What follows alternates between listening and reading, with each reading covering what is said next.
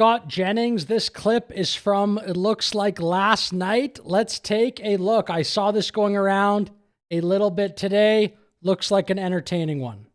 It is going to have some impact on the economy of China because that's where they get their oil from Iran. And what we did in Venezuela, what we did in China, or what we did in Iran has as much to do with China, I think, as anything. I also want to say, may God rest the souls of those troops. But they died in a noble cause. And as Buddy said, 47 years, Americans are dead, the largest state sponsor of terrorism in the world. I totally disagree with you about the threat not being imminent. I spoke to senior, very senior administration officials yesterday. They believe that the Iranian regime was about to fire ballistic missiles, not at the United States, but into U.S. military bases and civilian targets. They were going to attack Israel. They are already attacking other Gulf states. You can't make the case back then. Apparatus has assessed that there was not an imminent threat. I know. My guess is I've spoken to higher-ranking officials than you. On the uranium enrichment. That was hilarious. Just threw that in there.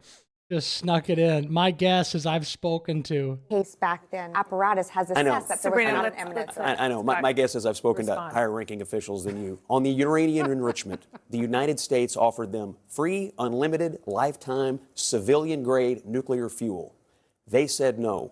They had given us the runaround about their intentions on enriching uranium for military purposes. How long do you want to wait? Death to America? Death to Israel? How long do you want to wait? We waited 47 years. We have crossed every red line. Every president says they want to do something about it. Only Donald Trump had the guts to do it. You said you're not shedding any tears for the regime, but you appear just not to like Donald Trump enough to be mad about it. This is a good thing. He's the guy who's going to bring peace and not start wars. Yeah, and he is bringing peace. Iran has been at war with us for 47 years. The central pillar of the regime is death to America. The other pillar is death to Israel, who is our ally. They have been at war with us. They have been killing American personnel and American soldiers for nearly 5 decades. This is not an attempt to start a war.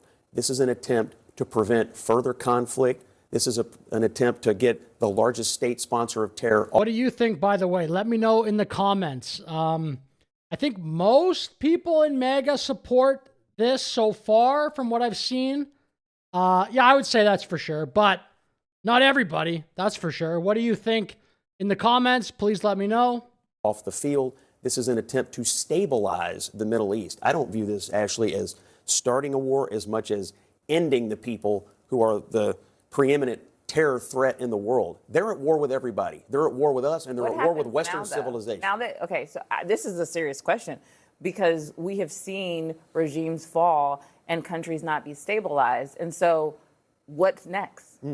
Well, gosh, I don't know. I mean, what if we leave a country that for the next 47 years kills Americans, kills American personnel, funds terror around the world?